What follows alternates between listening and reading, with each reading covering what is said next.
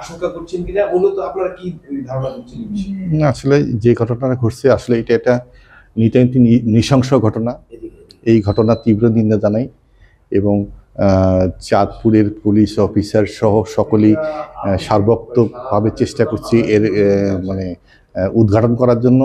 আশা করি সবই বেরিয়ে আসবে। আর যদি বলেন মালিক পক্ষ যে দ্বন্দ্ব, আসলে মালিক পক্ষ সব আমরা ভাই বলি, এখানে দ্বন্দ্ব কোনো প্রশ্নই আসে না। আপনাদের সাথে কারো কোনো ধরনের না না না, আমরা আসলে কি, আমরা তো জাহাজে থাকি না।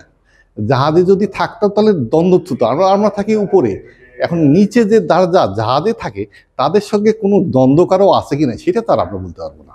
আচ্ছা, ছোট করে একটা বিষয় বলবেন যে আপনাদের এখানে তো 10 জন থাকার কথা, সেখানে 8 জন ছিল। আসলে আচ্ছা, আপনারা আপনাদের মালিক পক্ষ থেকে কোনো ক্ষতিপূরণ একটা নিচের দিকে দেখা বলেন, মালিক পক্ষ থেকে আচ্ছা, সুন্দর কথা বলছেন।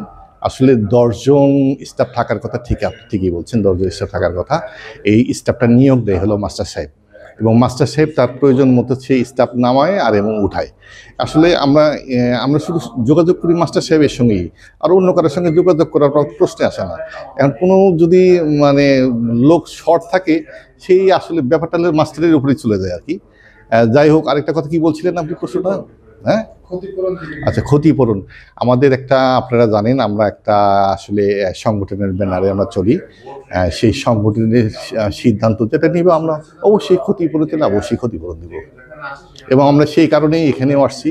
আমরা ক্ষতিগ্রস্ত জাহাজ যারা আমার শ্রমিক যারা নিহত হয়েছে নির্মমভাবে, তাদের পাশে দাঁড়ানোর জন্যই আসলে আজকে আমি এখানে আসছি।